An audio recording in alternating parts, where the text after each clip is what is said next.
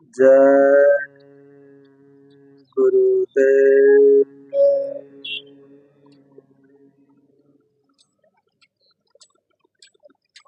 जय गुरुदेव।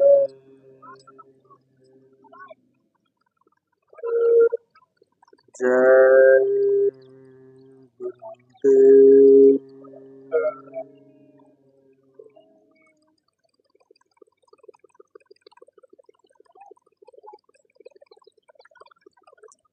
सब स्वरूपी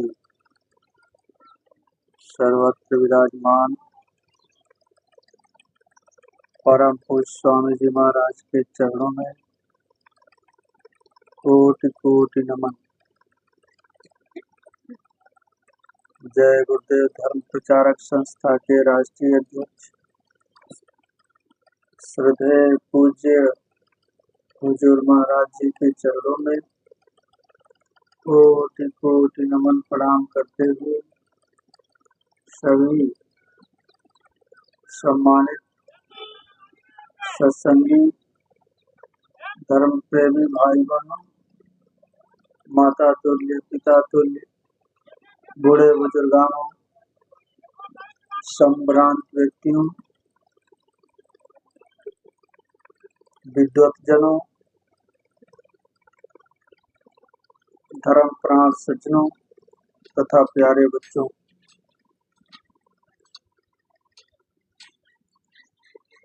दतिया जिले के अध्यक्ष भाई अरविंद जी, अजय जी, हमारे साथ आए हुए देवा जी और आपके बीच में जो सत्संग सुना रहे थे शिवम जी, दतिया जनपद के सभी तहसीलों के अध्यक्ष, ब्लॉकों के अध्यक्ष, सम्मानित पदाधिकारी, सेवादार, प्रेमियों, आप सभी लोगों को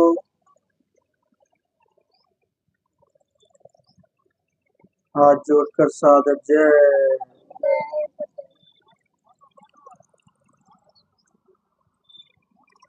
प्रेमी भाई बहनों,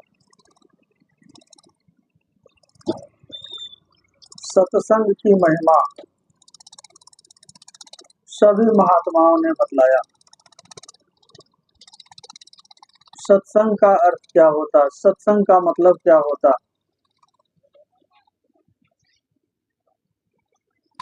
महात्माओं ने लिखा, सत्संगति दुर्लभ संसारा, निमिष दंड पल एको बारा।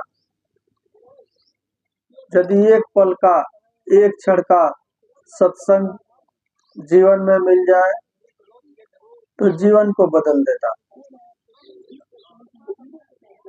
सत का मतलब उस परमात्मा को कहा गया सत, सत चित आनंद, यानी सच्चिदानंद उस परमात्मा का नाम। सत्य वह परमात्मा है। संग का मतलब परमात्मा का साथ। जितने समय तक हम और आप किसी संत सदगुरु महात्मा के सत्संग में बैठते, उतने समय तक काल और माया के इस आवरण से हम मुक्त रहते। महात्मा जिस स्थान पे सत्संग सुनाया करते या जो महात्माओं का स्थान होता, वहां से कुछ उनकी एरिया ऐसी होती, जगह ऐसा होता, वहां काल और माया का दांव नहीं चलता, जहां जगे हुए महात्मा रहते। महात्माओं के जहाँ चरण पड़ जाते वह धरती पवित्र मानी जाती। धन्य भूमि जहाँ पंथ निहारो, नाथ तुम जहाँ तहाँ पगधारो। प्रेमी भाई बहनों, महात्मा जब सत्संग सुनाया करते, उनके नजरों से दया की धार जीवों के ऊपर पड़ती, जीवों के कर्मों को उनके नजरों से निकली हुई रूहानी किरणें धोती हैं। पहले महात्मा तीर्थों में रहा करते थे। जो त्रिवेणी संगम में आज कुंभ लगा हुआ, क्यों लगा? किस वजह से वहां इतनी भीड़ हो रही? लोग लकीर के फकीर बन गए। भारद्वाज मुनि रहते थे वहीं प्रयागराज संगम पर। लिखा हुआ है गोस्वामी दास जी, भारद्वाज मुनि बसहि प्रयागा, जिन्हि राम पद अति अनुरागा। माघ मकर गति रवि जब हुए, तीरथ पति सब आवे सोवे। जब मकर संक्रांति का पर्व यानी पृथ्वी मकर रेखा को पार करके सूर्य के करीब में पहुंचने लगती, मकर रेखा को पार कर जाती, उसी समय पर सभी लोग उस त्रिवेणी संगम पे जाते थे, वहां स्नान करते थे गंगा जमुना के पानी में, त्रिवेणी संगम में, और महात्मा के वहां दर्शन करते थे। दरस परस मज्जन रूपाना, कटे पाप कहे वेद पुराना। संतों और महात्माओं के दर्शन से अनेक जन्म जन्मांतरों के पाप कट जाते। लिखा हुआ, संत दरस को जाइए तज ममता अभिमान, ज्यों ज्यों पग आगे बढ़े कोटिन जग समान। तो ये होता है सत्संग से और महात्माओं के दर्शन से। लेकिन आज महात्मा तीर्थों में नहीं रहे। महात्मा तो चलते फिरते तीर्थों के समान होते। मुद मंगलमय संत समाजू, जो जग जंगम तीरथ राजू। महात्मा के सत्संग रूपी गंगा में स्नान करने के बाद कौवा भी हंस बन करके निकलता। किसी व्यक्ति ने एक महात्मा से पूछा कि महात्मा के दर्शन का क्या लाभ होता, महात्मा के सत्संग का क्या लाभ होता? तो उन्होंने बताया कि चले जाओ फलाने पहाड़ के ऊपर, वहां जो कुछ भी हो रहा, जो कुछ भी दिखाई दे, जो कुछ भी सुनाई दे, उसको देखते रहना, कुछ बोलना मत, गौर से देखते रहना छिप करके। वह व्यक्ति गया, एक झाड़ी में छिप गया, देख रहा है कुछ लोग आए, उस जगह पे झाड़ू लगाई, उसके बाद झाड़ू लगा करके वो चले गए। कुछ देर बाद कुछ लोग और आए गलीचे लेकर के, वहां गलीचा बिछा दिए। इसके बाद कुछ लोग तखत लेकर के आए, वहां लगा दिए। एक महात्मा जी आए, तखत के ऊपर बैठ गए और बहुत सारे लोग धीरे धीरे करके आके बैठ गए। महात्मा जी सत्संग सुनाने लगे। वह व्यक्ति धीरे से छिप करके सत्संग भी सुना। महात्मा जी फिर चले गए, सभी लोग चले गए। कुछ लोग आए, गलीचा भी बटोर कर लेकर चले गए। इसके बाद एक काला कलूटा व्यक्ति, मोटा, बहुत शरीर से मोटा ताजा था, वह झम से वहीं कूद गया उसी स्थान पे और उस जगह पे लगा लौटने। लौटने लगा। लौटते लौटते लौटते लौटते उसका सारा शरीर उजला हो गया, गोरा हो गया। उसके बाद वह व्यक्ति पूछा, अब उससे रहा नहीं गया, जाकर के उस व्यक्ति से पूछा, तुम कौन हो? उसने कहा कि मैं बहुत बड़ा पापी हूँ, दिन भर मैं पाप करता रहता, गुनाह करता रहता, झूठ बोलता रहता,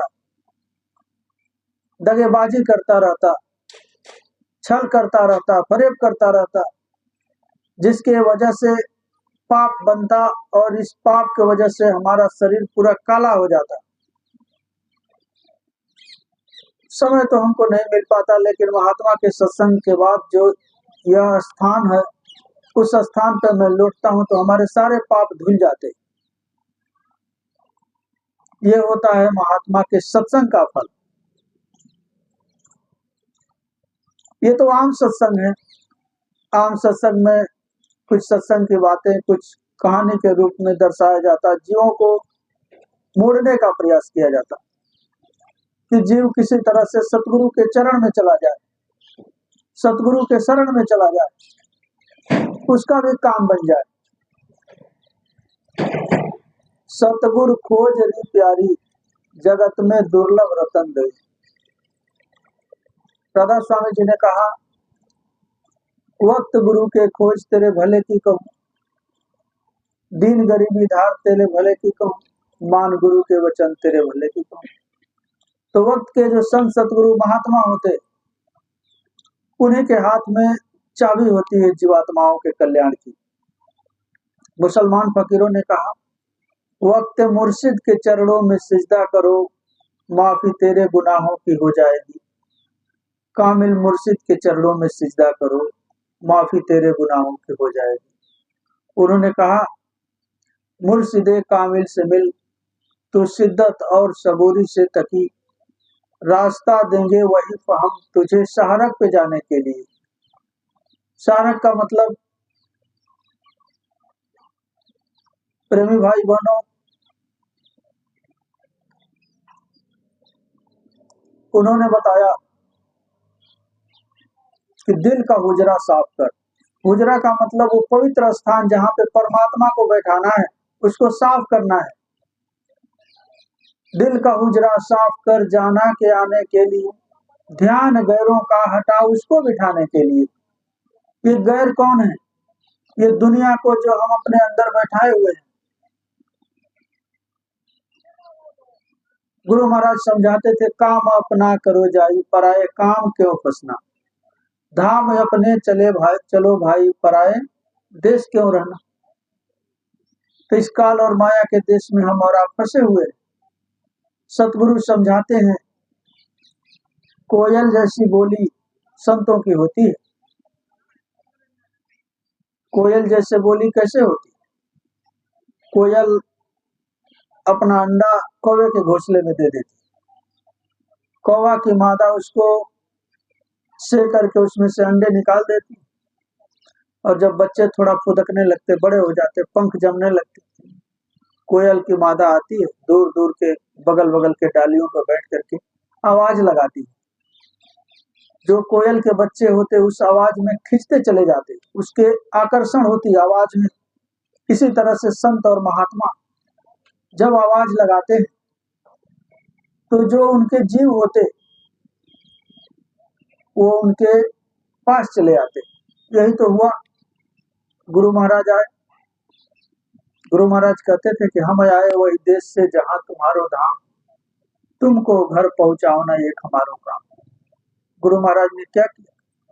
गुरु महाराज कहे, हमने तुम्हारे लिए जल से रचाए, गली गली खूब पर्चे बटाए, मानो नहीं फिर भाग्य तुम्हारा, सुनते तो जाओ संदेशा हमारा।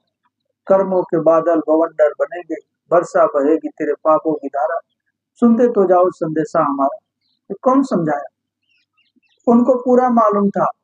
गुरु महाराज कहे कि मैं जो कहूंगा दोहराना पड़ेगा, झंडे के नीचे तुम्हें आना पड़ेगा, होकर लाचार नाम लोगे हमारा, सुनते तो जाओ संदेशा हमारा। मजबूर होकर के लोगों को जय गुरुदेव नाम के झंडे के नीचे आना पड़ेगा। आज समझाया जा रहा, बताया जा रहा, चेताया जा रहा आगे वो मंजर देखने को मिलेगा। लोग एक सत्संगी को खोजेंगे, 10-10 मील से दौड़ करके आएंगे। गुरु महाराज कहे एक सत्संगी 100 लोगों को बचाएगा। प्रेमी भाई बहनों, आगे वो समय आ रहा। इसके बारे में सभी महात्माओं ने भविष्यवाणियां किया, सभी महात्माओं ने बतलाया। तो असली सत्संग तो महात्मा सुनाते। इस समय बाबा जय गुरुदेव जी महाराज के जानशील उत्तराधिकारी श्रद्धेय पूज्य पंकज जी महाराज, जिनके द्वारा आपको नाम की दौलत मिलेगी, शब्द भेदी महात्मा है। महात्माओं ने लिखा है कि गुरु गुरु में भेद है, गुरु गुरु में भाव, सोई गुरु नित बंदी है, जो शब्द बतावे दाव। शब्द मार्गी गुरु, शब्द भेदी गुरु। लिखा है कि शब्द मार्गी गुरु नहीं होवे, तब झूठी गुरु आई लेवे। गुरु गुरु में भेद है, गुरु गुरु में भाव, सोई गुरु नित बंदी है, जो शब्द बतावे दाव। शब्द की महिमा के बारे में गुरु नानक साहब ने बयां किया। शब्द धरती शब्द आकाशा, शब्द शब्द होत प्रकाशा, सकल सृष्टि शब्द के आछे, नानक शब्द घटाघट काछे। शब्द की महिमा उन्होंने बयान किया। ईसा मसीह साहब ने भी बाइबल में लिखा है, in the beginning was the word and word was with God. शुरुआत में वो शब्द था, शब्द ही परमात्मा था, और शब्द ने ही सारे कायनात की रचना कर डाली। और वही शब्द इस घट के अंदर निरंतर 24 घंटे धुनकारे दे रहा। चोरों के अंदर, ठगों के अंदर, साधु संतों के अंदर, सबके अंदर। सब घट मोरे साइया सुनी सेज न कोई। वह परमात्मा इस घट के अंदर बैठ करके अंदर में आपको बुला रहा। हम परमात्मा को बाहर में जुड़ रहे। उन्होंने लिखा कि ना मैं तीरथ, ना मैं मूरत, ना कावे कैलाश में, मोकू कहाँ ढूंढे रे बंदे, मैं तो तेरे पास में। ना ही क्रियाक्रम में रहता, नहीं योग संन्यास में, खोजी हुए तुरंत मिल जाऊं एक पल की तलाश में। कहे कबीर सुनो भाई साधो, मैं तो हूँ विश्वास में। प्रेमी भाई बहनों, वह मालिक जब भी मिलेगा आपको अंदर में मिलेगा। ज्यों तिलवाही तेल है, ज्यों चकमक में आग, तेरा साईं तुझ में जाग सके तो जाग। कस्तूरी कुंडल बसे मृग ढूंढे बनमान, ऐसे घट घट राम है दुनिया देखे ना। बाहर में लोग चले जाते तीर्थों में। मूर्ति पूजा का प्रचलन कब शुरू हुआ? द्वापर में वेद व्यास जी महाराज ने एक काम शुरू किया। बड़ी बड़ी मूर्तियां बनवाते थे, उनकी बड़ी बड़ी आंखें लगवाते थे। अपने प्रेमियों को कहते थे कि आंख खोल करके मूर्ति को ध्यान से देखो। जब मूर्ति का चित्र आंखों में बस जाए, चित्त के अंदर मूर्ति का स्वरूप बस जाए, तो आंख को बंद कर लेना और मूर्ति का ध्यान अंदर में करना। वेद व्यास जी तो चले गए। अब मूर्ति को ही लोग भगवान मानने लगे। वहीं फूल, अक्षत, फल, श्रद्धा चढ़ाने लगे लोग, लेकिन उस मूर्ति के अंदर भगवान नहीं है। भगवान तो इस मूर्ति के अंदर है, जिसकी रचना उसने बनाया। इसी मनुष्य शरीर को असली हरि का मंदिर, हरि मंदिर या शरीर है, नाम रतन प्रकट हुए। नाम का मतलब शब्द, शब्द की डोरी को पकड़ाने वाले महात्मा यदि जीवन में आपको मिल जाए, तब वो मालिक मिल जाएगा। वैसे तो महात्माओं ने 7 प्रकार के गुरुओं का वर्णन किया। प्रथम गुरु है पिता और माता, जो है रक्त बीज के दाता। दूसरा गुरु भई वह दाई, गर्भवास की मैल छुड़ाई।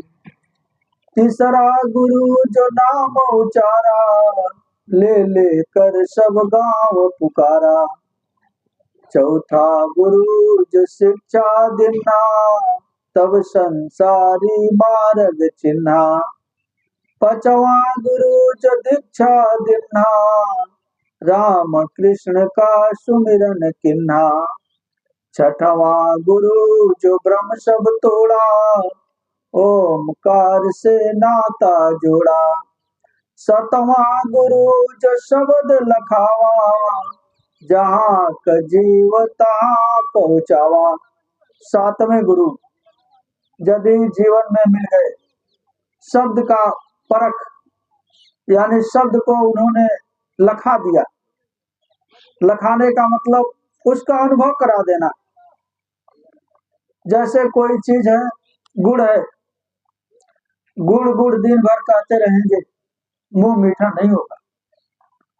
यदि गुड़ कोई खिला दे तो उसका वर्णन आप कर सकते, आपके पास जबान है, लेकिन वो शब्द तो गूंगे का भी गुण है। गूंगा भी, देखिए महात्माओं ने लिखा कि अचरज देखा भारी साधो, अचरज देखा भारी, बिना बजाए निज दिन बाजे घंटा शंख नगाड़ी रे। अब बहिरा सुन सुन मस्त होते तन की सुधी बिसारी रे। यानी उस शब्द को बहरा भी सुनता है, क्योंकि उस शब्द को सुनने से बाहरी कानों का कोई ताल्लुक नहीं है। महात्माओं ने कहा, आंख कान मुख बंद करावा, अनहद झिंगा शब्द सुनावा, तब देखो गुलजारा है, कर्ण नंदीदार महल में प्यारा है। फिर महात्माओं ने कहा कि घट में राम निहारा साधो, घट में राम निहारा, यही घट भीतर सात समुंदर, कोई मीठा कोई खारा। यही घट भीतर नगर अयोध्या, जहाँ राम लीन उतारा। यही घट भीतर राम हम देखा, जब तीसर नयन उघारा। कहें कबीर सुनो भाई साधो, घट में गुरु हमारा। जो आपका गुरु है वो तो मनुष्य चोला धारण करके आए, लेकिन उसका असली रूप क्या है? असली रूप है शब्द रूप।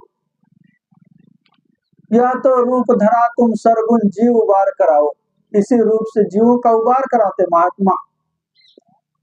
रूप तुम्हारा अगम अपारा, इससे ही उसको दर्शाओ। दादा गुरु कहते थे, गुरु महाराज का मन जब भागता था, दादा गुरु कहते थे कि जब भक्त साधन के मन इधर उधर भगे तो हमारे देह स्वरूप का ध्यान कर लिया। रूप तुम्हारा अगम अपारा, इससे उसको दर्शाओ, गुरु मोहि अपना रूप दिखाओ। फिर कहते हैं कि शब्द रूप जो रूप तुम्हारा, वामे भी अब सूरत पठाओ, गुरु मोहि अपना रूप दिखाओ। असली रूप क्या होता? सतगुरु का शब्द रूप होता। और शब्द रूप में मालिक अंतर में मिलते हैं, सबको मिलते हैं। रोज ये जितने प्रेमी बैठे हुए भजन करते हैं, जो ऊपर से शब्द आता वो मालिक का शब्द है। उसी शब्द में मालिक में लय होना है। उसके अंदर इतनी चुंबक है, इतना कशिश है, इतना पावर है। वह शब्द इस जीवात्मा को खींच करके इस शरीर से अलग कर देता। महात्माओं की शिक्षा क्या है? जीते जी मरने की कला। जा मरने से जग डरे मेरे मन आनंद, मरने ही तो पाइए पूर्ण परमानंद। प्रेमी भाई बहनों, मौत के वक्त में भी पैरों की तरफ से सुनता आती, साधना के वक्त में भी वही होता है। पैरों की तरफ से सुनता आएगी, घुटने तक, कमर तक, फिर जो है सारी ऊर्जा एक जगह एकाग्र हो जाएगी। मौत के वक्त में भी वही होता। पहले गुदा चक्र टूटता है, गुदा चक्र में मिट्टी है, उसके बाद से सुनता इंद्रिय चक्र पे पहुंचती, यहाँ पे जल है, जल ने मिट्टी को घोल दिया। नाभि चक्र में अग्नि का वास है, अग्नि ने जल को सुखा दिया। हृदय चक्र पे वायु का वास है, वायु अग्नि को लेकर के आकाश में उड़ गई। सिमटत भांस प्राण उड़ जावे, प्राणपति जब सिमट समावे। इंद्रियां टूट टूट करके मौत के समय पे चकनाचूर हो जाती। और साधना के वक्त में भी, साधना के वक्त में भी इस शरीर से रूप यानी जीवात्मा सोल फना होती, लेकिन श्वासों की सूक्ष्म डोरी इस शरीर से संबंध रखती है। मौत के समय में जमदूत क्या करते? श्वासों की सूक्ष्म डोरी को तोड़ देते हैं, फिर जीवात्मा इसके अंदर नहीं आती और साधना के वक्त में जीवात्मा ऊपरी मंडलों पर इस शरीर को छोड़ करके जाती है और फिर जो है कि आकर के इस शरीर के अंदर समा जाती। यह है गुरु महाराज की शिक्षा, रोज मरना रोज जीना। महात्माओं ने कहा कि जा मरने से जग डरे मेरे मन आनंद, मरने ही तो पाइए पूर्ण परमानंद। कितना उच्च कोटि का विज्ञान, जिसको सुपर साइंस कहा जाता, मेटाफिजिक्स कहा जाता, साइंस ऑफ द सोल कहा जाता, यह विदेशों में नहीं मिलेगा। यह भारत भूमि है, यह धर्म की भूमि है। ये भारत को विश्व गुरु का दर्जा क्यों मिला था, सोने की चिड़िया क्यों कही जाती थी भारत को? इसी अध्यात्म के बल पर पूरे विश्व को भारत की आध्यात्मिक शक्तियां नचाया करती थी। अब का विज्ञान तो कुछ नहीं है इस कलयुग का। पहले का विज्ञान कौन था? महाभारत के समय में जब कुरुक्षेत्र के मैदान में रणभेरी बजती थी, अमेरिका जैसे देश से सैनिक समय के अनुसार उपस्थित हो जाते थे। पुष्पक विमान का नाम आता, उसमें कितने भी लोग बैठ जाए हमेशा 1-2 सीट खाली रहती थी। युद्ध में कोई अपने बाण का प्रयोग किया, सैनिक, किसी राजा ने, किसी महारथी ने बाण का अनुसंधान किया, यदि दुश्मन के ऊपर और दुश्मन हाथ जोड़ करके नतमस्तक होकर के प्रणाम कर लिया, झुक गया, वह बाण पुनः उसके तर्कस में आ जाता था। ऐसा विज्ञान था। ये तो मन का विज्ञान है, तो जड़ विज्ञान है। मन को पावर कहां से मिलता है? मन को जीवात्मा से ही पावर मिलता है। और जिस दिन आध्यात्मिक विज्ञान, ये जो भजन कर रहे लोग, ये युवा पीढ़ी के लड़के, इनके द्वारा जो विज्ञान बनेगा, आगे तो विनाश की लीला होगी। बहुत दूर दूर पे चिराग दिखाई देगा, जिसके बारे में महात्माओं ने लिखा है, संवत 2000 के ऊपर ऐसा जो परे, पूरा पश्चिम उत्तर दक्षिण 34 काल फिरे, अकाल मृत्यु जगमाही व्यापे, प्रजा बहुत मरे, काल ब्याल से वही बचे जो सतगुर ध्यान धरे, सूरदास हरि की यह लीला तारे नाय टरे, उड़ विमान अंबर में जाए ग्रीकरी युद्ध करे, मारुत विष फेंके जगमाही, प्रजा बहुत मरे, सूरदास होनी सो होवे काहे तू सोच करे, रे मन धीरज क्यों न धरे। आगे का मंजर बहुत भयानक गुरु महाराज बतलाते थे। शाम का नजारा कुछ और होगा और सुबह का नजारा कुछ और होगा। लाशें पड़ी सड़ेगी, घर घर में उठाने वाले मिलेंगे नयाब, जमाना बदलेगा, कहें जय गुरुदेव पुकार, जमाना बदलेगा। गुरु महाराज कहे कि जब रूस और जापान के होटलों में यदि चावल का दाना दिखाई न दे तो समझ लेना कि अब सूखा पड़ गया है। पूरा भौतिकवाद, पूरे विश्व का जो विज्ञान है, गेहूं के एक दाने पर केंद्रित हो जाएगा। गुरु महाराज कहे कि नाली में पड़ा हुआ रोटी का टुकड़ा रोज लोग देखेंगे, इच्छा करेंगे कि उठा करके खा लें। ऐसा समय, ऐसा भयानक समय आ रहा। गुरु महाराज कहे नदियों का पानी सूख जाएगा, बिजली बनाने वाले जो मशीनें हैं पानी के अभाव में नहीं चल पाएंगे, बिजली नहीं बन पाएगी, बड़ी बड़ी फैक्ट्रियां बंद हो जाएंगी, उसमें काम करने वाले लोग बेरोजगार हो जाएंगे। विदेशों में जो तेल के कुएं हैं उसमें आग लग जाएगी, ये गाड़ियां रोड के किनारे आपको खड़ी मिलेगी।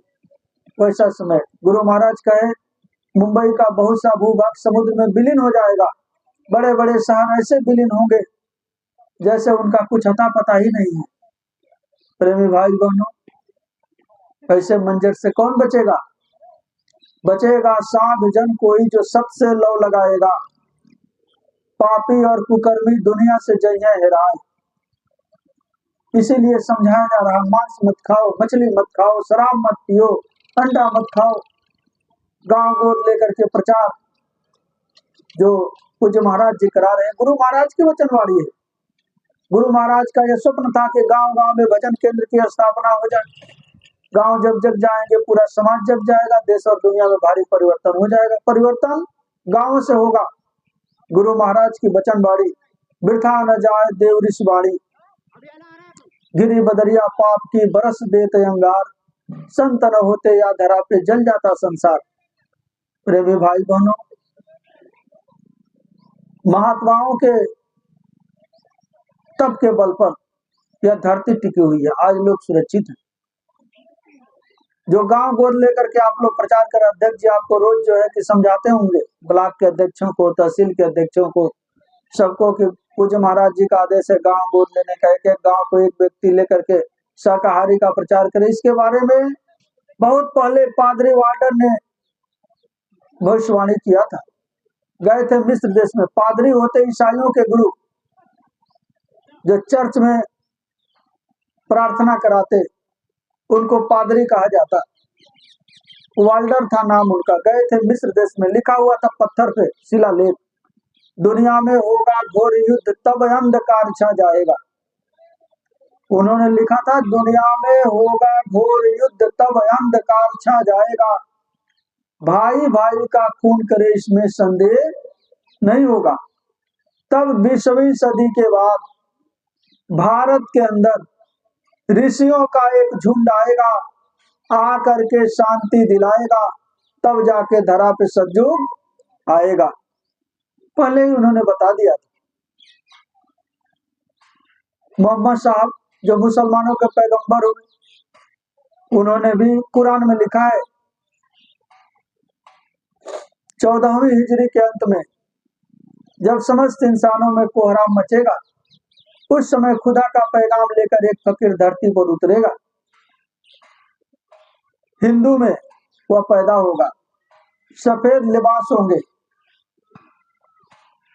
और समस्त मानव जाति को, हिंदू, मुसलमान, सिख और ईसाई, सबको उस खुदाई पैगाम को सुनाएगा। उस समय का चिन्ह उन्होंने बताया था, मुल्क की सारी सड़कें काली हो जाएंगी, लोगों के भाव बाजारू हो जाएंगे, ईमान इखलाक की कमी हो जाएगी, स्त्रियां पर्दा बेनसीन हो जाएंगी, मंदिरों में भीड़ कम होगी लेकिन कचहरियों में भीड़ ज्यादा होगी,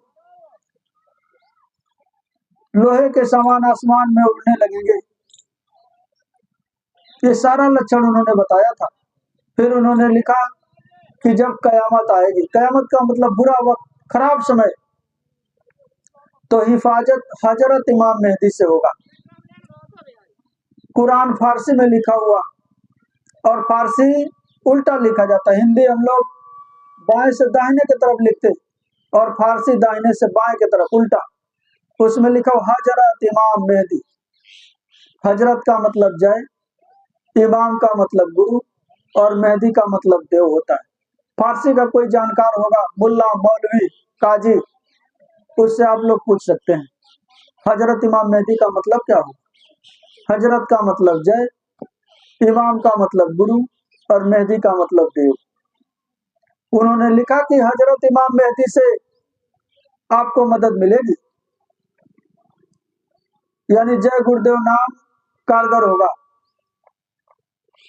त्रेता में विचार करिए, त्रेता में जब राम आए तो भगवान का नाम राम पड़ गया, द्वापर में कृष्ण भगवान आए तो नाम पड़ गया कृष्ण भगवान का। उसके पहले भी धरती थी, आसमान था, चांद तारे सब कुछ, वो भगवान भी था, परमात्मा भी था। उसका नाम क्या था? विचार करिए। लिखा हुआ है कि पहले गुरु को गाइए जिन गुरु रचा जहान। इस धरती और जहान की रचना करने वाले परमपिता परमात्मा का नाम गुरु बतलाया गया, गुरु। और उसी परमात्मा के गुरु नाम के पहले जय और बाद में देव लगाकर ये जय गुरुदेव नाम परमात्मा का। कोई अलग से पूजा पाठ नहीं है, न कोई अलग से धर्म है। गुरु महाराज ने तो मानव धर्म सिखलाया। ये जय गुरुदेव नाम परमात्मा का, गुरु महाराज का नाम तो गोस्वामी जी का नाम है। गुरु महाराज ने मानव धर्म सिखलाया। धर्म हिंदू बड़ा, धर्म इस्लाम बड़ा, धर्म सिख बड़ा, धर्म ईसाइयों, धर्म धरती बड़ी, धर्म अंबर बड़ा, धर्म माता पिता व बहन बेटियों, धर्म धर्मों पे धर्मों का ताता रहा एक मानव धर्म के लिए साथियों। गुरु महाराज ने मानव धर्म सिखलाया।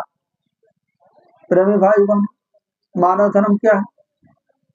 इंसान इंसान के काम आए, एक दूसरे की निस्वार्थ भाव से सेवा करे, समाज के अंदर मानवता के गुण आने चाहिए। नजरों में माँ बहन बेटियों की पहचान, कोई गरीब है लाचार है उसका मदद करिए, किसी की तबीयत खराब है उसको अस्पताल पहुंचा दीजिए, भले दुश्मन आपका हो, भले ही उससे रोज झगड़ा आप करते हो, आपके पड़ोसी हो, लेकिन उसको अस्पताल जरूर पहुंचाइए। यह मानव धर्म है, इंसानी नाता है, इंसानी जामा में हम और आप पैदा हुए तो इंसानियत का गुण हमारे और आपके अंदर होना चाहिए। ये गुण कैसे आएंगे? शाकाहारी भोजन करने से। शाकाहारी भोजन करेंगे तो शाकाहारी कर्म आएंगे, माँ पहचानेंगे, बहन पहचानेंगे, बेटी पहचानेंगे, बुजुर्ग पहचानेंगे, महात्मा पहचानेंगे। शाकाहारी भोजन करेंगे, शाकाहारी कर्म आएगा। प्रेमी भाई बहनों, गुरु महाराज जो जो काम करके गए इसके बारे में संत रैदास जी महाराज पहले ही भविष्यवाणी कर दिए थे। आज पूज्य महाराज जी जो गांव गांव जाकर के घर घर पहुंच रहे हैं, इसके बारे में साहब कबीर ने बतला दिया था धर्मदास को। उन्होंने पूछा, धर्मदास पूछे कबीर साहब से कि साहब आप शरीर छोड़ करके जा रहे हैं, फिर हम लोगों को मालूम कैसे चलेगा कि आप आ गए हैं? उन्होंने कहा कि काशीपुरी मुक्त के नाका वहां मैं यज्ञ रचाऊंगा, हंसा घबड़े जो मत फिर मैं आऊंगा। गुरु महाराज ने वहां यज्ञ किया, काशी और बनारस की धरती पर, रेती पर, गंगा रेती के उस पार काशी में यज्ञ रचाए दियो हो मथुरा वाले बाबा। ये बहन जी जो प्रार्थना सुनाती, प्रेमी भाई बहनों, उन्होंने कहा कि अजब निशान तोप गढ़ू पर मैं वहां नाम जहाज चलाऊंगा, हंसा घबड़े जो मत फिर मैं आऊंगा। अब की जगाया कोरी चमारा, अब जइबे राजन दरबारा, 4 बरन और 36 जाति घर घर जाकर अलग जगाऊंगा, हंसा घबड़े जो मत फिर मैं आऊंगा। आज देखिए पूज्य महाराज जी घर घर जाकर के अलग जगा रहे हैं। अब लोग समझने वाले नहीं समझ रहे। साहेब साहेब बंदगी रोज कबीरदास वाले करते हैं, कबीर साहब वाले। कबीर साहब को तो उस समय इतना लोग विरोध किए, जंजीर में बांध कर नदी में फेंकवा दिए। पागल और मतवाले हाथी के सामने कबीर साहब को लिटा दिया गया। गरम तवे पे उबलते हुए कढ़ाई के तेल में कबीर साहब को डाला गया। उस समय साहब नाम कोई लेने वाला नहीं था। सिकंदर लोधी दिल्ली के गद्दी पर राज करता था। हिंदू और मुसलमान तो पहले धर्म के नाम पर आपस में लड़ते थे, लेकिन जब कबीर साहब अपना संदेश जारी किए उस समय विरोध करने लगे, दोनों लोग मिल गए। प्रेमी भाई बहनों, जो सच्चे संत और महात्मा होते हैं उनका दुनिया विरोध करती है। देखिए हमको और आपको जो गुरु महाराज ने दौलत दिया, इसके बारे में, जो मथुरा का मंदिर बना हुआ इसके बारे में संत रैदास जी महाराज ने सब कुछ लिखा। संत रैदास जी महाराज ने अपने पोथी में लिखा, एक बार रविदास ज्ञानी कहन लगे सुनो अटल कहानी, कलयुग बात साँच यस होई, बीते सहस्त्र 20 दोई, भर मावे सब स्वार्थ के काजा, बेटी बेच तजे कुल लाजा, नशा दिखावे घर में पूरा, मात बहन की पकड़े जूरा, अंडा मांस मछलियां खई है, भिक्षा कर अति पाप कमई है, जबरी करी है भोग विलासा, सज्जन मन अति होय निराशा, अपने पति को मार भगई है, पर प्यारे को गले लगई है, कर्म देख पृथ्वी फट गई है, अंबर भी दरारे खई है, अति भीषण क्रांति की ज्वाला, तामे कूद पड़े मतवाला, जब देश आजाद हो गई है वो शक्ति जाकर छिप गई है, धरे वेश साधु का न्यारा, सत्य धर्म का करे प्रचारा, ऐसा मंदिर एक बनवई है जो भूमंडल पर कहीं न दिखई है, पंचम कलश अनोखी मूरत, झंडा श्वेत सुरीली सूरत, गुरु नाम से सब जग जाने, इनको परम पूज्य माने, अस्कई मौन भय रविदासा। गुरु महाराज ने जो सफेद संगमरमर का मंदिर दादा गुरु की याद में, अपने गुरु महाराज की याद में गुरु महाराज ने बनवाया, वो दुनिया का अद्वितीय मंदिर है। ये हम नहीं कह रहे। अंग्रेज पर्यटक आते हैं, वहां विजिटर रजिस्टर लिखा हुआ गेट पे रखा हुआ, उसमें उन्होंने लिखा है, अपना सिग्नेचर किया है बाय नेम, मोबाइल नंबर, कि ऐसा मंदिर हमने पूरे भारत और विश्व के अंदर कहीं नहीं देखा। पर्यटक हैं वो तो पूरे विश्व का भ्रमण करते हैं, अंग्रेज पर्यटक। उसकी विशेषता उन्होंने क्या बतलाया, यदि मंदिर के अंदर जाएंगे, हाल को देखेंगे तो लगेगा कि ये चर्च का हाल है, गिरजाघर का। मंदिर के गुंबज को देखेंगे, लगेगा गुरुद्वारे का गुंबज है। और मंदिर के मीनारों को देखेंगे, लगेगा कि मस्जिद की मीनार है। और पूर्ण रूप से मंदिर को एक सम दृष्टि से देखेंगे तो लगेगा का मंदिर है। उन्होंने पहले ही लिख दिया, ऐसा मंदिर एक बनवाई है जो भूमंडल पर कहीं न दिखाई है, पंचम कलश अनोखी मूर्त। वह मूर्त किसकी लगी हुई? पूज्यपाद दादा गुरु जी महाराज का तस्वीर उसमें लगा हुआ। गुरु महाराज कहे, जीता जागता देवता बरकत बांट रहा, बरकत ले लो, झोलियां भर लो। और दुनिया के लोगों को यह बात समझाई जा रही, दुनिया के लोगों को ढिढोरा पीटा जा रहा। इतने बड़े बड़े कार्यक्रम वहां से खितौरा से आ गए, डीजल पेट्रोल जला करके, और यहाँ ये सब व्यवस्था, प्रेमी एकजुट होकर के गांव में संदेश भी दे आए, लेकिन लोगों के कान में जू नहीं दे रहा। आपको लोग खोजेंगे, एक दिन ऐसा समय आएगा आपको लोग खोजेंगे। जिस समय कोरोना काल में दुनिया की हालत जर्जर होती जा रही थी, इसके बारे में भी उन्होंने कहा, संत रैदास जी ने भविष्यवाणी किया। उस समय बाबा जय गुरुदेव के लोग, गुरु महाराज, पूज्य महाराज जी के आदेशानुसार भोजन और भंडारा चला करके पूरे देश स्तर पर गरीबों को, जो भूखे प्यासे लोग थे, उनको भोजन कराने का काम किया। उन्होंने लिखा रैदास जी ने, जिन जिन भारत मात सताई, जिसने इसकी करी लुटाई। इसको बाद में बताएंगे, पहले मंदिर के बारे में बता दें। बोर्ड लगा हुआ है कि मांस, मछली, अंडा, दारू और शराब खाने पीने वाले दान पात्र में पैसा न दें। ऐसा कहीं दुनिया के अंदर कोई मंदिर बता दीजिए जिसके अंदर लिखा हो। उसमें तो शराबी का, कबाबी का, मांसाहारी का, व्यभिचारी का, कैसे साधु वो है मंदिर पे लिखा हुआ, बेश्या, धीमर और शिकारी, विषय, निरिप और मांसाहारी, इनके घर भोजन करे जो संता साधन भजन का हो जाए अंता। गुरु महाराज ने तो आह्वान किया कि हिमालय के कंदराओं में बैठे हुए साधु निकल करके बाहर आओ और एक एक गांव को गोद लेकर के समझा दो, धर्म का प्रचार कर दो। उन्होंने कहा कि तुम्हारी धोती तुम्हारे त्याग और तपस्या के बल पे आसमान में सूखती थी, लेकिन आज किसी ने नहीं सुना।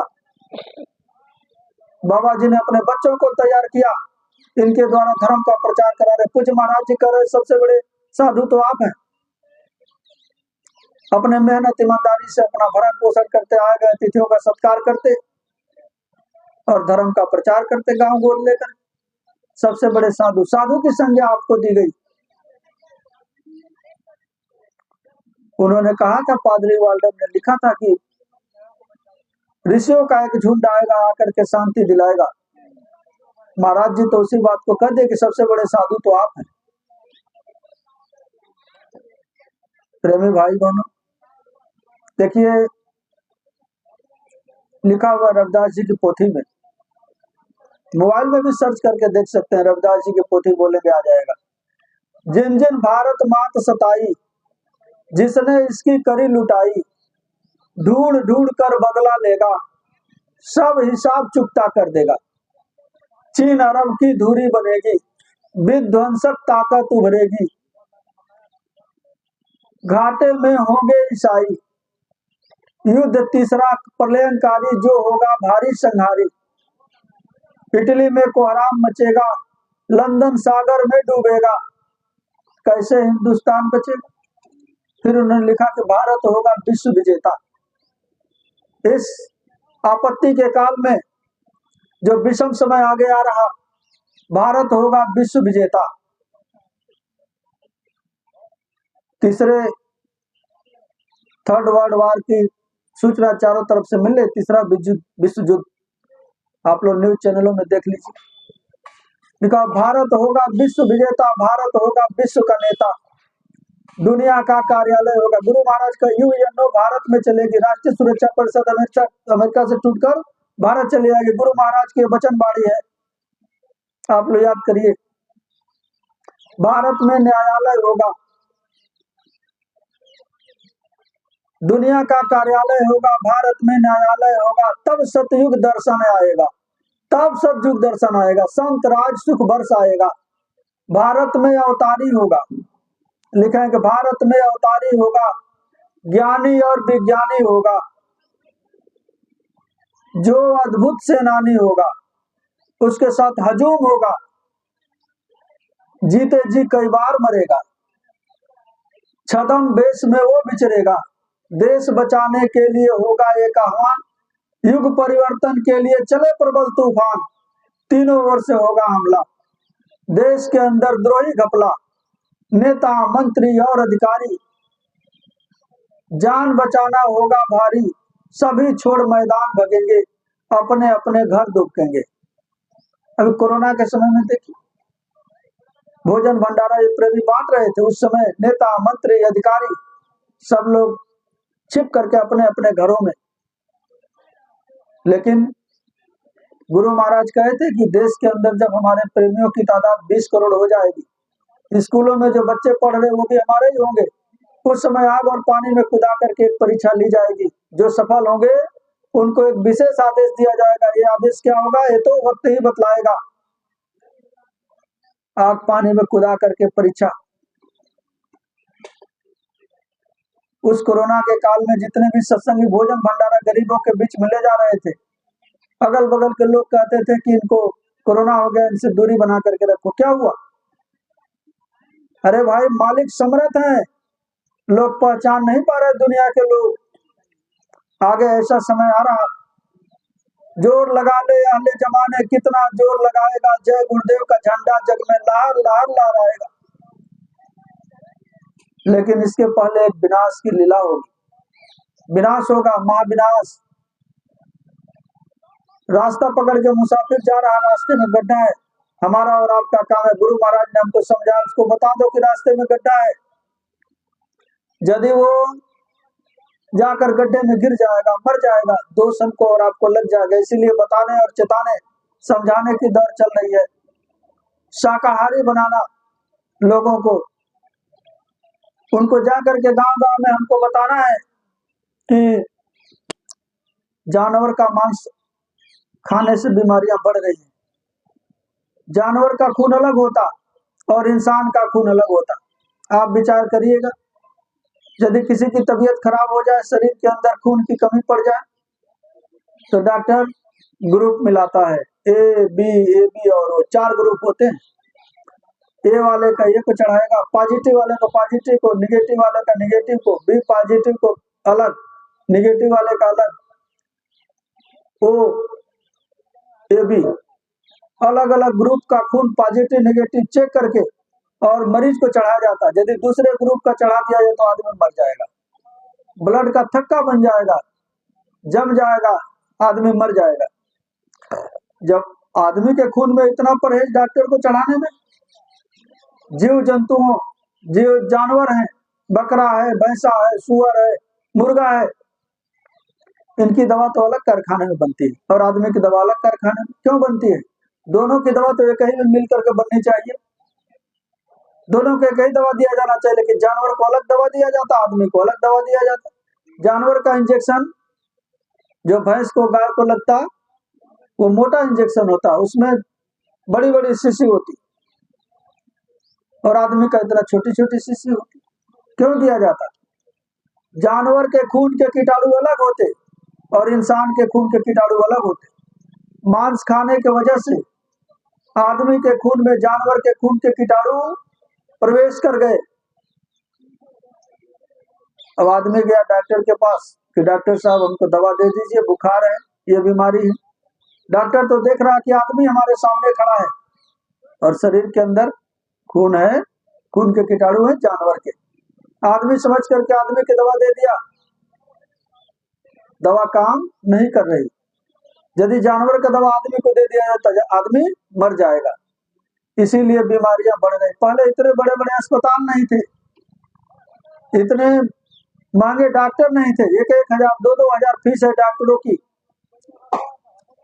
डॉक्टर लेके जाते हैं, पर्चा लिख देता, 15 दिन दवा खा के आएंगे, पर्चे को खारिज कर देता, फिर पन्ना पलट करके पीछे दवा लिखता। बीमारियां क्यों बढ़ रही? ये मांसाहार की वजह से। प्रेमी भाई बहनों, महात्मा यही तो समझाते। गुरु महाराज तो 116 वर्ष की अवस्था तक ही समझा रहे हैं। गुरु महाराज का परिवर्तन होगा शाकाहारी का प्रचार करने से। शाकाहारी का प्रचार करते रहना, इसी से देश और दुनिया में भारी परिवर्तन हो जाएगा। गुरु महाराज अपने आखिरी वक्त में होली के कार्यक्रम पर सन 2012 में मंच से गुरु महाराज कहे कि शाकाहारी का प्रचार करते रहने से परिवर्तन होगा। तो हम लोगों को गुरु महाराज के वचन बाड़ियों को लेकर के चलना है। आज महाराज जी काफिला निकाले, शाकाहारी सदाचारी मद्य निषेध, शाकाहारी काफिला, शाकाहार का प्रचार ही तो कर रहे हैं। प्रेमी भाई बहनों, हमको भी मालिक के काम में लगन से, जैसे मान लीजिए आपके यहाँ शादी है, विवाह है, इतना लगन से आप तैयारी कर रहे हैं। और जीवों को बचाने का अभियान, जीवात्माओं का एक खेल है। आप लोग सज्जू के सिपाही हैं और मालिक के काम में हमको और आपको कमर कस के। गुरु महाराज कहे कि तन की सेवा करते करते यदि तुम्हारा तन भी चला जाए तो तुम्हारी संभाल हो जाएगी जीवात्मा की। प्रेमी भाई बहनों, ऐसे समय, आगे आने वाले खराब समय से लोगों को बचाना है। यह मानव तन मुद्दतों कष्ट झेलने के बाद लिखा हुआ है, 1,84 भरम के पौ पर अटको आए, अब की पासा ना पड़े तो फिर 84 का। 84 लाख जोनियों का भ्रमण करने के बाद सावन सिंह महाराज ने लिखा है अपनी साखी में, कई जन्म भय कीट पतंगा, कई जन्म गजमीन कुरंगा, कई जन्म पंखी सर्प होइयो, कई जन्म हैवर वृक्ष जोइयो, मिल जगदीश मिलन की बरिया, चिरंग कालिया देश संजरिया। अनेक जन्म जन्मांतरों तक कभी गधे की जोनी में, कभी ऊंट की जोनी में, कभी बिच्छू की जोनी में, कभी सांप की जोनी में, कभी चचुंदर की जोनी में, कभी पेड़ पौधों की जोनी में, कभी कीड़े मकोड़ों की जोनी में, बार बार जन्मते रहे, मरते रहे, जन्मते रहे, मरते रहे। 83,99,999 जन्म बीतने के बाद ये मनुष्य का शरीर आखिरी बार मिला। लिखा हो, बड़े भाग मानुष तन पावा, सुर दुर्लभ सदग्रंथ निगावा। सुर दुर्लभ, देवताओं को न मिलने योग्य मानव तन आपको मिला। सुर माने देवता, सुर का मतलब देवता, दुर्लभ का मतलब न मिलने योग्य। आखिर देवताओं को न मिलने योग्य शरीर आपको मिल गया। किसी मनुष्य शरीर को पाने के लिए देवी और देवता तरसते रहते। आखिर क्या इस शरीर के अंदर है? यह मनुष्य शरीर के अंदर क्या है जिसके लिए देवी और देवता तरसते रहते? कुछ तो विशेषता है। क्यों तरस रहे देवी देवता कि मनुष्य शरीर मिल जाए, और मनुष्य शरीर पा करके इसको बेकार के कामों में लगा रहे। इसी को महात्माओं ने साधना का धाम कहा। साधन धाम मोक्ष कर द्वारा, पाए न जय परलोक संवारा। इस लोक में तो हम अपना घर बनवा लिए, मकान बनवा लिए, जमीन ले लिए, गाड़ी घोड़ा ले लिए, लेकिन ये शरीर छूट जाएगा, उसके बाद जीवात्मा जहां जाएगी वहां के लिए हमने कुछ बनवाया? कोई मकान बनवाया, कोई जमीन खरीदा? वहां कुछ नहीं। प्रेमी भाई बहनों, देखिए मनुष्य शरीर के लिए देवी और देवता क्यों तरसते, 2 मिनट में बता दे रहा हूं। आपके पास 5 कर्म इंद्रिया, हाथ है, पैर है, मुंह है, नीचे 2 मलमूत्र का रास्ता, 5 ज्ञान इंद्रिया, आंख, नाक, कान, जीभ और त्वचा, 10 तीन गुण, रजोगुण, तमोगुण, सतोगुण, और चतुसंतकरण, मन, चित्त, बुद्धि और अहंकार। 13 और 4 17। इन्हीं 17 तत्वों के अंदर देवी और देवता रहते। भूत प्रेत भी 17 तत्वों के लिंग शरीर में रहते, जो इन आंखों से दिखाई नहीं देते। 17 तत्व आपके पास भी है, देवी देवताओं के पास भी है, और उनसे अधिक ये 5 तत्व का जो स्थूल शरीर आप देख रहे हैं, मोटा खोल, चित जल पावक गगन समीरा, पंच तत्व या रचित शरीरा, यही 5 तत्व उनके अंदर नहीं है। जल, वायु, अग्नि, पृथ्वी और आकाश से बना हुआ यह शरीर है। ये पांचों देवता, जल, वायु, अग्नि, पृथ्वी और आकाश। देवता का मतलब जो कुछ देता हो। जल एक देवता है जिसके वजह से जीवन चल रहा है। अग्नि एक देवता है, वायु एक देवता है, पृथ्वी जो सबको दे रहे, आकाश, ये पांचों देवता, इसी से इस शरीर की रचना हुई है। पांचों देवता तो आपके शरीर के अंदर रहते। कबीर साहब ने लिखा कि सब मर जाए शब्द नहीं मरता। इस शरीर का तो विनाश हो जाता, यह नाशवान शरीर है। हाड़ जरे जस लाकड़ी, बाल जरे जस घास, कंचन जैसी काया जर गई, कोई ना आया पास, तुमसे सगरे घृणा करेंगे। या देही का कौन भरोसा, काग स्यार गिद्ध खाइए। जब मौत हो जाती है, देखिए क्या करते लोग, चेहरे को मर जाने के बाद ऐसे चादर से लोग ढक देते हैं। चेहरा भी लोग देखना आपका पसंद नहीं करते।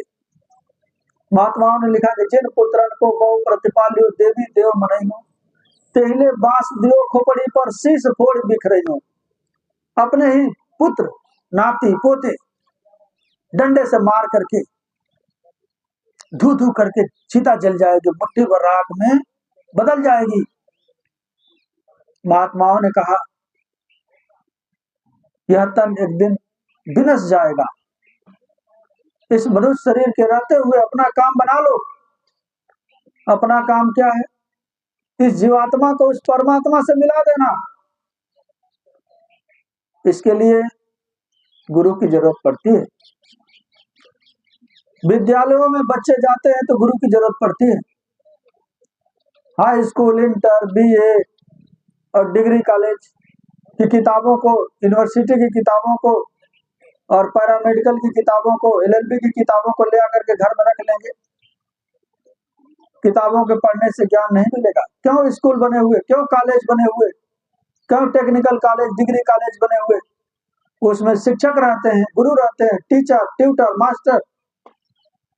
उसी तरह से जैसे भौतिक ज्ञान बिना गुरु का नहीं होता, उसी तरह से आध्यात्मिक ज्ञान भी बिना गुरु का नहीं होता। मीराबाई को यदि किसी ग्रंथ के पढ़ लेने से, किसी पोथी के पढ़ लेने से, किसी किताब के पढ़ लेने से मिल गया होता, तो मीराबाई पक्षपात नहीं करती, साफ लिख देती। उन्होंने लिखा कि मिले संत सतगुरु रैदास, दिन न सूरत सैदानी। जब जीवन में उनके गुरु संत सतगुरु रैदास मिल गए, उनको दिव्य दृष्टि प्रदान किए। मीरा पूरे पहुंचे हुए महात्माओं में आती। प्रेमी भाई बहनों, महात्मा अपने मौज मसलत में जीवों को जो कुछ भी दे देते। एक राजा था, उसका नाम था पीपा। राजा पीपा लोगों के कहने से कि उस समय संत रैदास जी महाराज पहुंचे हुए महात्मा हैं। जिस दिन सारे लोग नहाने के लिए स्नान गंगा के किनारे लगा हुआ था, सारे लोग चले गए थे। राजा अपना भेष बदल करके गलियों में छिपते हुए संत रैदास जी महाराज के पास पहुंचा। संत रैदास जी महाराज से कहा कि हमको प्रसाद दे दीजिए। जिस कटौते में चमड़ा भिगोए हुए थे, उसी में से जल निकाले और कहे कि ले लो। राजा क्या किया, जल तो लिया लेकर के ऐसे अंदर नहीं मुंह के प्रवेश कराया, मुंह में नहीं गया जल, गिर गया, कुर्ते पर दाग पड़ गया। राजा आकर के रानी से कहा कि अरे आज तो हमारा धर्म ही नष्ट हो गया होता, जाति का चमार, अछूत जाति का, और हमको चमड़े का जल दे दिया। कुर्ते पर दाग लग गई, धोबी ले गया धोने के लिए। धोबी कितना हूं धोए, साबुन में, सोडा में, गर्म पानी में, लेकिन दाग छूटने का नाम नहीं ले रहा था। धोबी आकर के चिंता के मारे घर बैठ गया। उसकी छोटी सी बिटिया थी। उसने कहा कि पिताजी क्यों चिंतित हैं? बोला कि राजा के कुर्ता में दाग लग गई, नहीं छूटेगा तो राजा हमको देश से निकाला कर देगा। कहीं घबराइए मत, मैं कुर्ता को धोऊंगी। बिटिया ने क्या किया, ले जाकर नदी के किनारे पटहे पर जो है कि पटकने लगी और दांत से ऐसे कपड़े को चूसने लगी। दाग धीरे धीरे छूटने लगा, उसका रस उस धोबी की लड़की के अंदर प्रवेश किया। उसकी दिव्य दृष्टि खुल गई, भूत भविष्य वर्तमान सब कुछ उसने बतलाने शुरू कर दिए। अब सुन करके लोग हैरान हुए, उसको कहां से ये चीज मिल गई? किसी संत के पास गई नहीं, किसी महात्मा के पास गई नहीं, धोबी की लड़की तो सब कुछ बता रही। भीड़ लगने लगी, उसके यहाँ बहुत भीड़ लगने लगी। राजा पीपा भी गया भेष बदल के। राजा को देख करके वो तो सब जानती थी। संत रैदास जी महाराज के पास में भेष बदल के गए, वो तो जानते थे, लेकिन उन्होंने कहा कि बच्चा, जब तुम इतने बड़े राजा होकर के हमारे पास आ गए तो वो दौलत में तुमको दे दिया।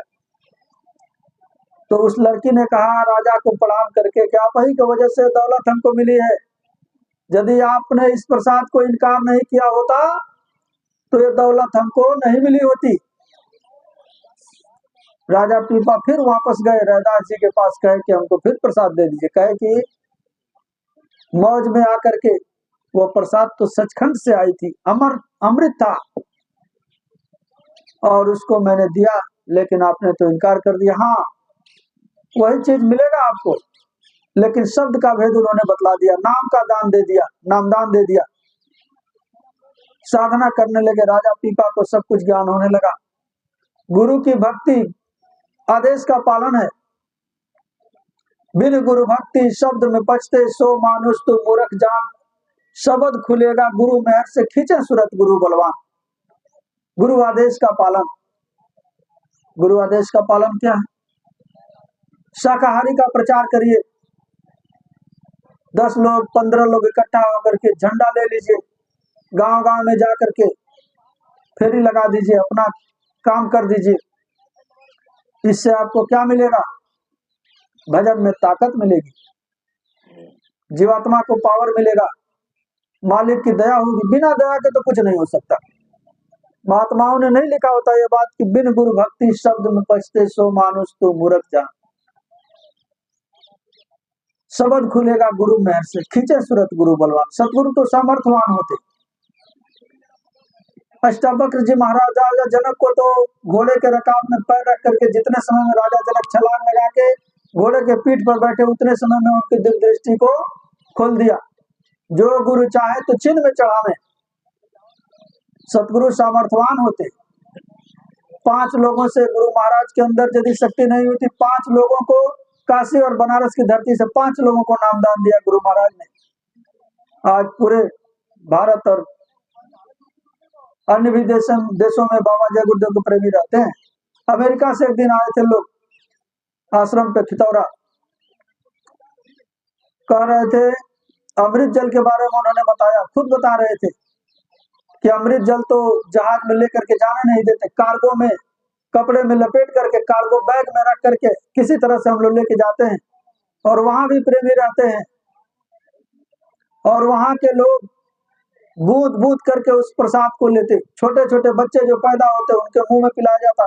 भयंकर से भयंकर बीमारियों में, कैंसर जैसी बीमारियों में वह जल कारगर। वहां से लोग रोज कट्टियों में भर भर के लोग ले जाते हैं। क्या महिमा है गुरु महाराज की जन्म भूमि पर, उस मंदिर के सामने जो अमृत जल का कुआं है, उसके अंदर क्या विशेषता है। कैंसर जैसी बीमारियों में, भयंकर से भयंकर बीमारियों में वह जल दवा के रूप में प्रयोग होता। महात्माओं के यहाँ छोटा बड़ा ऊंच नीच जाति पाति का कोई भेद नहीं, जाति पाति पूछे नहीं कोई, हरि के भजे सो हरि का हुई। महात्माओं की कोई जाति भी नहीं होती, जाति न पूछो संत की, पूछ लीजिए ज्ञान, मोल करो तलवार की पड़े रहने म्यान। काम तो तलवार को आना, म्यान को तो आना नहीं है। प्रेमी भाई बहनों, पलटू साहब जाति के बनिया थे, अयोध्या में किराने की दुकान थी। गोरा साहब जाति के कुम्हार थे जो घड़ा बनाने का काम करते थे। सेन साहब जाति के नाई थे। रैदास जी महाराज जात के हरिजन थे। मीराबाई जाति की छतराड़ी थी। इससे सिद्ध होता है कि संतों और महात्माओं की कोई जाति नहीं होती, लेकिन दुनिया के लोग महात्माओं को पहचान नहीं पाते।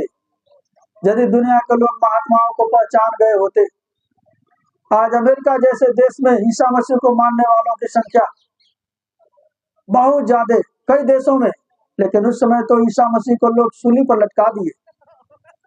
ऐसे सूली और सीने पे मोटी कील जिंदा गाड़ दी गई। हाथों में किसी ने लिखा कि ऐसे महापुरुष को फांसी क्यों सूली पर लटकाया गया, कौन जवाब देगा? आज तो ईसा मसीह को लोग मानने वाले अमेरिका में बहुत ज्यादा हैं, लेकिन उस समय फांसी पर क्यों लटकाया गया? सूली पे शम्स तबरेज की खाल क्यों खिंचवा ली गई? मंसूर साहब की बोटी बोटी उनके शरीर की क्यों काट दी गई? आखिर अज्ञानता में ही तो ये हुआ, अज्ञानता में ही तो हुआ। कोई जवाब दे सकता कि ईसा मसीह को सूली पर क्यों लटकाया गया? पलटू साहब जाति के बनिया थे, अयोध्या में किराने की दुकान थी, उनको जिंदा झोपड़ी में क्यों जला दिए लोग? मंसूर साहब के शरीर के बोटी बोटी क्यों? शम्स तबरेज जो पहुंचे हुए फकीर थे, उस समय के बादशाह का लड़का मरा हुआ था। लोग कहे कि फकीर साहब के पास ले जाओ, जिंदा कर देंगे। उन्होंने कहा कि जिंदा तो कर दूंगा, लेकिन तुम ही हमको जिंदा खाल खिंचवा लो। उस समय नियम यह था कि खुदा की तौहीनी करने वाले की जिंदा खाल खींच ली जाएगी। उन्होंने कहा ऐसा करोगे? राजा कहा, बादशाह कहा कि हमारे पुत्र को जिंदा करेंगे और हम आपके साथ ऐसा सलूक करेंगे, ऐसा हो नहीं सकता। उन्होंने कहा कि जिंदा मैं कर दूंगा, लेकिन तुम करोगे? महात्माओं की वाणी वृथा नहीं जाती, वो सब जानते हैं। उन्होंने कहा खुदा का हुक्म है उठ जाओ, बच्चा नहीं उठा। उन्होंने कहा खुदा का हुक्म है उठ जाओ, बच्चा नहीं उठा। उन्होंने कहा कि मेरा हुक्म है उठ जाओ, बच्चा उठ करके खड़ा हो गया, जिंदा हो गया। अब वहां जितने धर्म के ठेकेदार थे, मुल्ला मौलवी काजी, सब लामबंद होने लगे, विद्रोह करने लगे। किसने तो खुदा की तौहीनी कर दिया। राजा ने क्या कहा, बादशाह ने क्या कहा? ऐसे सिंहासन पर बैठा था, कहा कि खुदा की तौहीनी करने के जुर्म में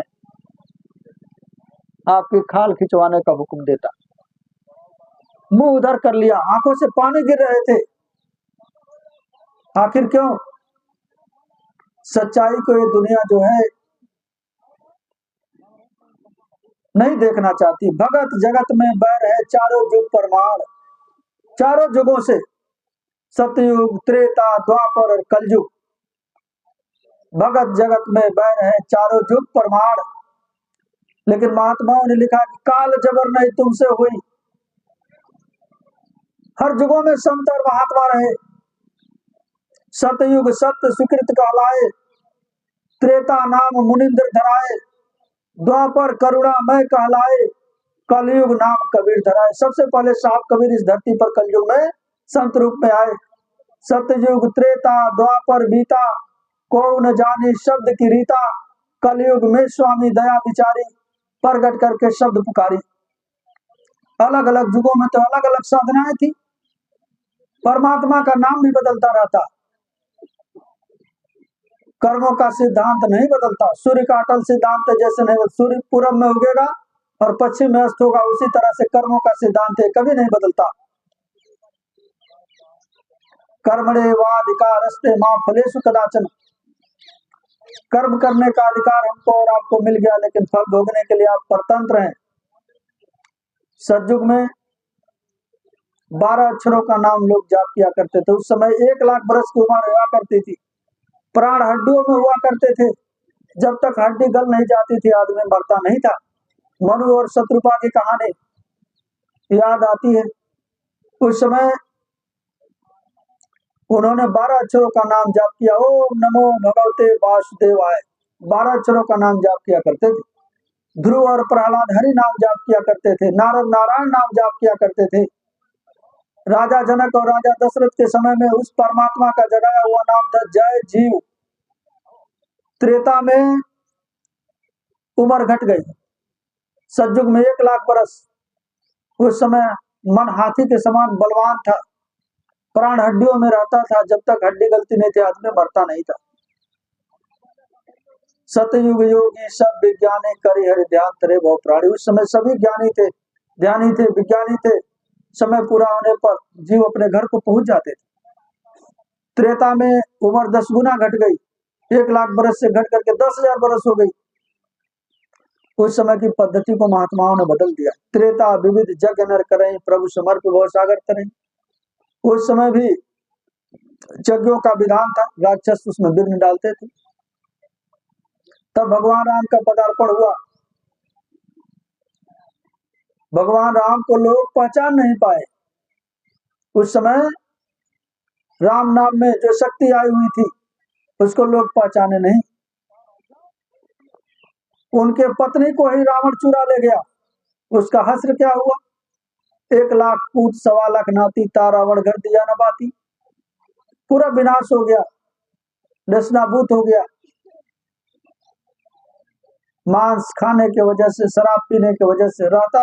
वो था तो प्रकांड विद्वान ब्राह्मण जात का ब्राह्मण था, चारों वेदों का ज्ञाता था। लेकिन मांस मछली अंडा और शराब खाने पीने की वजह से उसकी बुद्धि भ्रष्ट हो गई थी। कुंभकर्ण जब नींद से उठा तो उसकी बुद्धि थोड़ी शुद्ध हो गई थी। उसको शराब, ड्रम का ड्रम शराब पिलाया और कुंटल का कुंटल भैंसा उसको खिलाया काट करके। लिखा हुआ गोस्वामी दास जी ने रामचरितमानस में, खाए महिषी और मदिरा पाना गर्जा बजरा घात समाना। जब नशा चढ़ा तो मैदान में गया भगवान राम से लड़ने के लिए, उसका भी विनाश हो गया। खान पान का बड़ा असर होता प्रेमी भाई बहनों। त्रेता के बाद द्वापर लगा। द्वापर में फिर 10 गुना उम्र घट गई। 10,000 बरस से घट करके 1,000 बरस हो गई। उस समय वेद व्यास जी महात्मा थे जिनके द्वारा संजय को दिव्य दृष्टि प्रदान की गई थी। कृष्ण भगवान ने अर्जुन को दिव्य दृष्टि दिया। कलयुग में तो केवल नाम है आधारा। कलयुग केवल नाम है आधारा। सुमिर सुमिर नर उतर पारा। नाम का मतलब वही शब्द जिसका भेद आपको मिला उसी को नाम कहते, शब्द कहते। मुसलमान फकीर उसी को बागे आसमानी, कलामे इलाही, निदाए सुल्तानी, सुल्तानुल अजकार बतलाते। ईसा मसीह साहब ने उसी को divine sound, sound of soul, sound of God, holy ghost कहा। चीन में जो महात्मा उसी को ताओ नाम से संबोधित किए। वो शब्द एक ही है, नाम एक ही है। हिंदू, मुसलमान, सिख और ईसाई एक ही बात बतलाते। मुसलमानों ने कहा कि अल रूह अमर रब्बी, सारी रूहें उस रब की हैं। हिंदू महात्माओं ने कहा कि ईश्वर हंस जीव अविनाशी, चेतन अमल सहज सुखराशि। ईसा मसीह साहब ने कहा soul is the part of God. फिर उनसे लोगों ने पूछा कि जीवात्मा कहाँ रहती है? उन्होंने कहा कि soul is situated between two eyes and point of nose. जहां माताएं बिंदिया लगाते हैं, पुरुष तिलक चंदन टीका लगाते, इसी जीवात्मा का श्रृंगार किया जाता। जीवात्मा यहीं से बैठ करके पूरे प्रकाश को अपने शरीर में फैला रही और उसी के प्रकाश से, उसी के पावर से हाथ चल रहा, पैर चल रहा, मुंह से आवाज निकल रही। और वही जीवात्मा जब शरीर से अलग कर दी जाती, शरीर का कोई मोल नहीं रह जाता। मुर्दा को कोई रात भर अपने घर में रखना पसंद नहीं करता।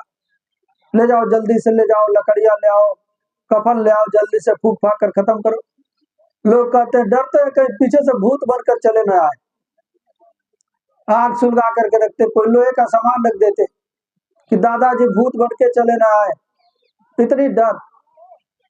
बताइए, आपने तो मेहनत करके घर बनवाया, मकान बनवाया, मरने के बाद नफरत तो लोग करेंगे, लेकिन आपके अंगूठी सोने का हाथ में हो या गले में सोने की चेन है, उसको निकाल करके तुरंत जेब में लोग रख लेते हैं। उससे किसी को नफरत नहीं। आपके पासबुक का पैसा ट्रांसफर कर लेंगे वारिस, जो आपको उत्तराधिकारी बनेंगे, बच्चे, उस पैसे से किसी को नफरत नहीं। आपने जमीन खरीदा, उसमें किसी को छूट नहीं। आपने घर बनवाया, उसमें किसी को छूट नहीं, लेकिन आपके शरीर से घृणा करने लगते। हिंदू लोग क्या करते? हिंदू लोग तिनका तोड़ आते। जिस तरह से तिनके से संबंध टूट गया, उसी तरह से तेरा मेरा संबंध टूट गया। मुसलमान, सिख या ईसाई कब्र में खाक की मिट्टी डाल देते कि जिस तरह से मिट्टी खाक की है, उसी तरह से मेरे लिए तू हो गया। सभी लोग नफरत करने लगते, सभी लोग घृणा करने लगते। इसलिए प्रेमी भाई बहनों, अपना काम करना है। 24 घंटे में 2 घंटा समय निकाल लीजिए। सुमिरन, ध्यान, भजन नित्य नियम से करते रहिएगा। यही अपना काम है। धीरे धीरे करते करते करते तन थिर, मन थिर, पवन थिर, सूरत निरत थिर हो, कहें कबीरता दास को पला न पकड़े कोई। काम बन जाएगा। धीरे धीरे मालिक की दया होती रहेगी और आप लोग मालिक का काम करते रहेंगे, तभी दया होगी। गुरु महाराज कहे मथुरा दरबार के लिए कि अगर तुमने हमारे गुरु महाराज को भुलाया तो भारी मुसीबत में फंस जाओगे। यानी मथुरा दरबार में आते जाते रहना।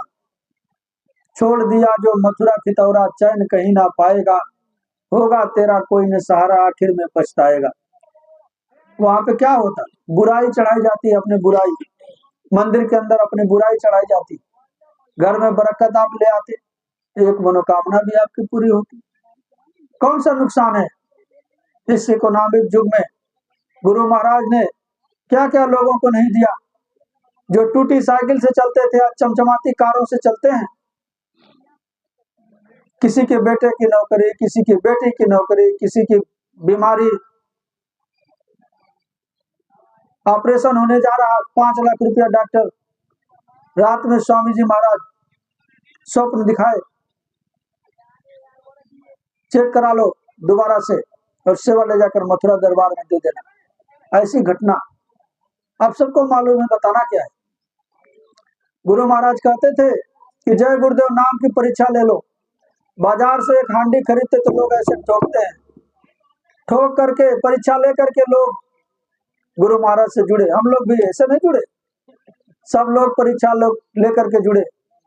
सब फायदे घाटे का सौदा कोई नहीं करता है, सभी लोग फायदे का सौदा करते हैं, लाभ का। प्रेमी भाई बहनों, मथुरा दरबार में लोग जाते हैं और आते हैं, 3 बार 4 बार लोग जाते हैं, किसी को लाभ नहीं मिलता तो कोई इतना पागल नहीं है कि जाता, लेकिन लोगों को मिलता है। जय गुरुदेव नाम की परीक्षा लेकर के गुरु महाराज कहे कोई व्यक्ति पानी में डूब रहा हो, या आग के लपटों ने चारों तरफ से घेर लिया हो, या जंगली जानवर ने यदि उसको चारों तरफ से घेर लिया, उस समय यदि कोई देवी देवता तुम्हारी मदद नहीं करता, जय गुरुदेव नाम बोलो, तुम्हारी मदद हो जाए, तब मान लेना कि जय गुरुदेव इस वक्त का जगाया हुआ नाम है। त्रेता में, द्वापर में जो शक्ति कृष्ण नाम में आई थी द्रौपदी की, जब चिरहरण हो रही थी, द्रौपदी ने राम को न पुकारा, कृष्ण को पुकारा, उसकी लाज बच गई। वक्त के शक्ति थी, कृष्ण नाम में आई थी। मुसलमान फकीरों ने क्यों कहा वक्त गुरु के खोज, वक्त मुर्शिद के चरणों में सिजदा करो। यानी वक्त का जो जगाया हुआ नाम है, यह जय गुरुदेव नाम है। प्रेमी भाई बहनों, किसी भारी मुसीबत में कोई फंस जाए, उस समय जय गुरुदेव नाम लेना, आपकी मदद हो जाएगी। गुरु महाराज इतना तक कहे, मौत के वक्त में जब जमदूत तुम्हारे सिरहाने आ जाए चारपाई के, कोई तुम्हारी मदद करने वाला ना मिले, अंदर में तुम जय गुरुदेव नाम बोलो। या मरने वाला व्यक्ति नहीं बोल रहा, उसके कान में 10 बार जय गुरुदेव नाम बोलोगे तो बताएगा कि ऐसे महात्मा का मैं दर्शन कर रहा। हमारे जिले में एक बूढ़ी माता जी थी, उनका शरीर छूट रहा था। इस समय वो जिला अध्यक्ष है शंभुनाथ वर्मा, उनकी माता जी का शरीर छूट रहा था। उन्होंने बताया कि 2 महात्मा आकर के हमारे पास में बैठे हुए हैं। एक सफेद दाढ़ी में है, वो लेटे हुए हैं, और एक काली दाढ़ी में है, वो सत्संग सुना रहे हैं। उनका शरीर बहुत कोमल है। इतना करने के बाद उन्होंने शरीर छोड़ दिया। मालिक मिलते हैं, अंदर में मिलते हैं। पूरा विश्वास होना चाहिए हमको और आपको। हमेशा तो अंग संग में है, शब्द स्वरूपी संग है, कभी न होते दूर। धीरज रखिए, चित्त में दिखेगा सतनूर। शब्द रूप में मालिक हमेशा। रोज भजन करेंगे, रोज मालिक आपको मिलेंगे। लेकिन बैठिए तो घाट पे, सूरत के घाट पे। घाट पे जब बैठेंगे तो एक न एक दिन जहाज आएगी, नाव आएगी और आपको बेड़ा पार कर देगी, भवसागर पार कर देगी। देखो प्रेमी भाई बहन, अब समय ज्यादा हो गया, कहना तो अभी बहुत कुछ है, लेकिन हम अपने वाणी पर विराम, फिर अभी कभी समय मिलेगा तो सुनाया जाएगा। यदि हमारे कहने में कोई भूल चूक या त्रुटि हो गई होगी, या कोई ऐसी अटपटी बात निकल गई होगी जिस किसी के दिल पे ठेस पहुंचा होगा, तो भाई हम तो सबसे छोटे हैं, हमको छोटा समझकर सब लोग, ये माता तुल्य पिता तुल्य जो बूढ़े बुजुर्गान, सब लोग आप हमको क्षमा करेंगे। बोलिए जय गुरुदेव। जय गुरुदेव।